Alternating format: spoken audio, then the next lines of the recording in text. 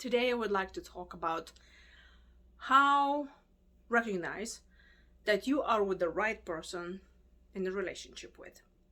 Now, if you grew up in a dysfunctional family, maybe with an addict in the family, maybe with the parents that are emotional available, any some sort of dysfunctional family, you may have difficulty recognizing normal relationship. You may not even know what it's supposed to feel like to be with someone who is right for you. So how is that you do that? So there are a few questions that you should ask yourself. First of all, and that even goes for friendships when you think about it, actually with anyone around that you are with, spending time and energy with. So do you like yourself when you are with them? You're probably thinking, yeah, of course I do. No, think about it. Think. Do you like yourself? Or you immediately go into this defenseful of like, well, they with me and I should be very happy about that. They like the best thing that ever happened to me. No. What if you do not like yourself with them? That means you're just going after another dysfunctional relationship. That's like a pattern to you. And that's not the right relationship to be in. Do you like yourself? How do they make you feel? Do you comfortable being yourself? How open are you with them? Can you tell them anything that's on your mind? Or do you kind of hide things because you think, well, if I'm gonna tell them what I like, what I don't like, what beliefs I have, what fears I have, they will run away? Because in a normal relationship, in a healthy relationship, you should be able to be yourself and you should not be fearful of losing them. You see, if you grew up in a dysfunctional family, to you that's normal to hide yourself. It's this loneliness pandemic, really, that when we're children, we realize that there is a part of us that our parents disapprove of.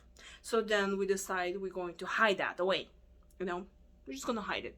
Like, for example, you like singing, but your parents told you that you're a horrible singer and you should never open your mouth. And you're like, okay, well, I guess I shouldn't do this. And then you never sing again. Question now, if you like singing, but you thought you shouldn't, are you able to open up yourself to that person that you're in a relationship with? Can you sing in front of them? We might be afraid to show that part of ourselves that we kind of shove it away. But here's what happens with the time. If you will hide all of the parts of yourself in front of those people that's supposed to be kind and caring and loving you, they should be able to accept you, all of you, okay? If you are not going to show those parts of yourself to them, you will grow a resentment over time. Because when they will tell you, I love you, you'll be thinking, no, not really. Because you love maybe the parts of me that I show it to you. But if I'll show you that I like singing and I have a horrible voice, you're not gonna love me. So basically, over the years, you're gonna hold yourself back. And it's going to be the same like with your parents. You will recreate exactly the same thing where you were before in the dysfunctional, toxic relationships. Yeah. So ask yourself, am I comfortable of displaying all of me to that other person? Of course, you need to find enough courage to find those parts of yourself and even look at them there yourself. And then show those parts to the other person. Then when you actually show yourself and you're vulnerable, how do they react? Do they tell you exactly the same thing as your parents or caregivers told you that, oh, yuck, go fix your stuff up, and when you're ready, then we will talk?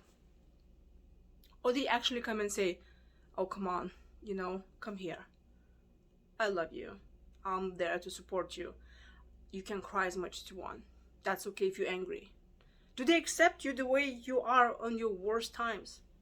And I know if, you grew up in a dysfunctional family, you might be thinking, well, I should not be expressing anger, and they have a right to ignore me, or do not even talk to me when I'm angry, or when I'm not at my best. Wrong thinking. They should be accepting you exactly as you are. Then you need to ask yourself another question. If I will be with this person for another 30 years, or you can tell yourself 20 years or whatever years you want, but some long time, can you be with them that long? Because if your answer is like, no, I don't really think I would like to be with them for another 30 years, that's your answer to get out, because you're just wasting your time. Your time is precious, and you have to be with somebody worthy of staying with you. Mm-hmm. It's kind of like the same thing with friends or job. Like if you say, okay, I'm okay of staying in this job for another 30 years. If you're not happy with that, that's not the right job for you. Another question that you need to ask yourself is, are you growing with them? Yeah, like, are you becoming your best version of you? Is there something to learn from them? Or they kind of like the same thing, like you sing and they sing. There's nothing, Maybe they play and you sing, and then you make a great team. Is there something that you can grow? There's comfort of being with the same people and doing the same kind of relationships that we used to. But usually they say people who grow together, who play together, stay together. It's very important to have the same values, and yeah, you already know all this. But are you a good team? Like, are they supportive?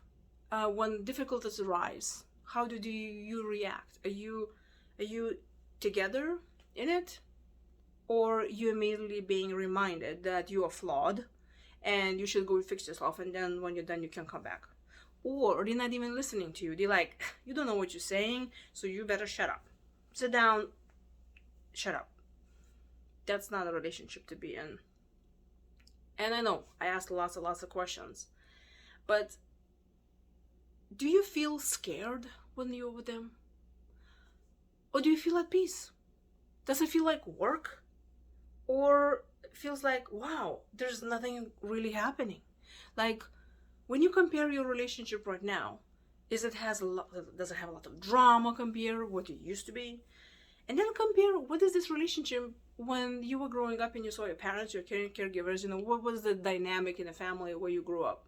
Is it the same as with that person that you're right now with? Because if it is the same, you're just copying the same thing and you're stuck in the same pattern, which is probably going to end up in the same way, which is, it's a survival. But I think you deserve more than that. So, how that makes you feel? What's your gut feeling? And do not listen to your fear of thinking, no, somebody finally likes me, I'm just gonna stay here and I'm gonna be my best behavior so they do not leave. It cannot last. You already know that. But if you answer those questions like, yeah, I think we are a good team. Yeah, yes, they support me. And look, there's no perfect relationship. But as long as you are very good in a very important things, everything else is just growth. So ask those questions, and then you know. And if you don't have my book, Stress Management for Adult Children of Alcoholics, which is actually a good book for any dysfunctional family, child, go to Amazon and purchase it.